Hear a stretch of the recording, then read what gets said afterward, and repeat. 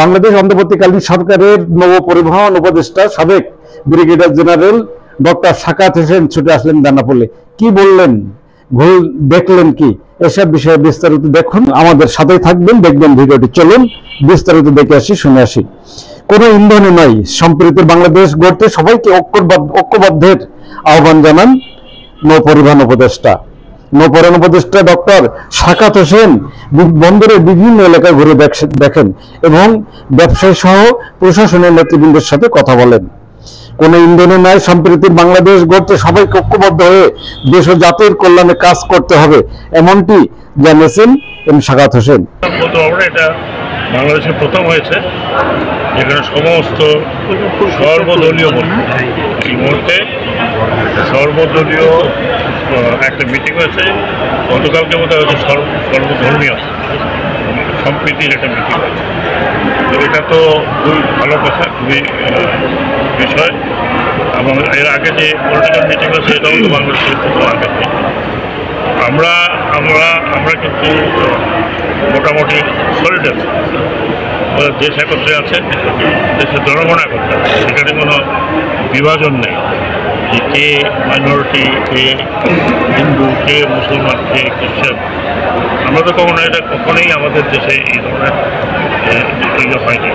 কিছু কিছু সময় হয়, উস্কানি দেয়, কিন্তু তার বাইরে আর তো কোনো জিনিস হয়নি। এখানে কি নেই, সবাই মিলে আছে, এখানে বৌদ্ধ আছে, খ্রিস্টান আছে, হিন্দু আছে, মুসলমান আছে।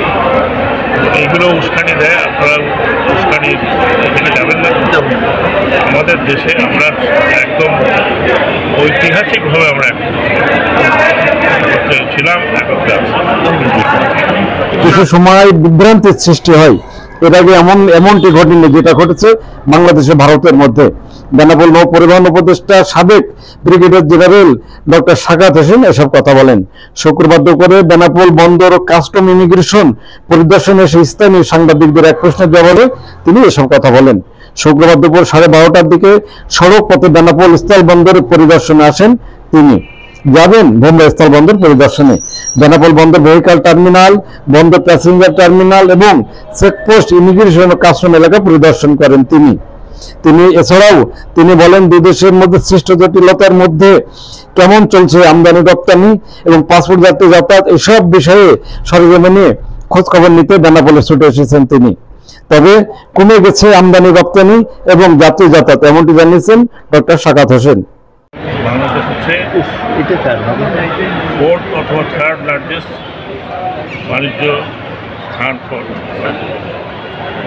আর ট্যুরিজমের জন্য আমার থেকে যায় পৃথিবীতে দ্বিতীয় বৃহত্তম সংখ্যক লোক ভারতে যায় বাংলাদেশে। তো ওটা তো হিউজ ইকোনমিক বিষয়। দেখতে আসলাম লোকজন একটু কম যাচ্ছে, আসছে কম, যাচ্ছে কম। আমাদের দেশে তো এমন কোনো অবস্থা নেই, এখানে এমন কোনো কিছু হয়নি যে লোকে ভয়ে আসবে না। এখানে তো লোকজন আছে, খবর হতো এখানে লোকেই থাকে। ওইগুলো একটু দেখতে আসলাম যে এরকম অবস্থা। স্যার আমার ওটা দেখার জন্য যে বাণিজ্য বন্ধ আছে কিনা, বাণিজ্য বন্ধ নেই, যাতায়াত একটু কমেছে, তাতে আমাদের কোনো ক্ষতি নেই। হ্যাঁ, যাতায়াত মানে আমার থেকে লোক বেশি যায়, তারা সেখানে চিকিৎসার জন্য যায়, তারা বাজার করতে যায়। না গেছে তাতে আমাদের কী হবে, তো কোনো ক্ষতি হচ্ছে না। হ্যাঁ,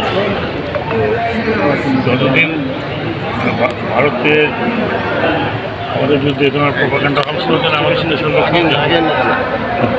আমাদের তো কোনো ক্ষতি নেই। আমাদের এখানে চিকিৎসাও আছে, আমাদের এখানে বাজারও আছে, সবই আছে। এবার এটা তাদের ব্যাপার, তাদের কলকাতা হোটেল চলছে না, অনেক কিছু চলছে না। ভারতের কলকাতায় যে চিকিৎসা না নিয়ে বাংলাদেশেও ভালো মানের চিকিৎসা পাওয়া যায়। এক্ষেত্রে বাংলাদেশের চিকিৎসার মান হচ্ছে ভালো, কোনো অসুবিধাও নেই বলে জানান তিনি। কারণ বাংলাদেশের চিকিৎসা ব্যবস্থা ভালো আছে, সেক্ষেত্রে ভারতে না যেয়েও বাংলাদেশের নাগরিকরা দেশের মাটিতে চিকিৎসা পাবে ভালো। সবাইকে দেশের কল্যাণ ঐক্যবদ্ধ হওয়ারও আহ্বান জানান তিনি। এ সময় উপস্থিত ছিলেন যশোর জেলা প্রশাসক এবং বিজেপি কর্মকর্তা ছাড়াও বেনাপোল কাস্টম কমিশনার কামরুজ্জামান, বন্দর পরিচালক ভারপ্রাপ্ত মামুন কবির তরফদার এবং ইউএনও কাজী নাজির হাসান সহ প্রশাসনের কর্মকর্তারা। নৌপরিবহন উপদেষ্টার উপস্থিতিতে বেনাপোল চেকপোস্ট এলাকায় স্থল বন্দর বাস টার্মিনাল ব্যবহারের দাবিতে মানববন্ধন করেছেন পরিবহন শ্রমিক এবং স্থানীয়রা।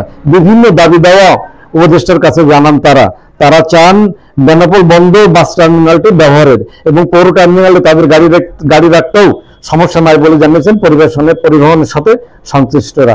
হ্যাঁ ভিউয়ার্স, কি বলছেন পরিবহনের সাথে সংশ্লিষ্টরা, শুনবো তাদের কথা। আর আমাদের ভিডিওটি সম্পর্কে মতামত জানাবেন লাইক ও কমেন্টস করে। ভালো লাগলে শেয়ার করে অন্যকে দেখার সুযোগ করে দিবেন।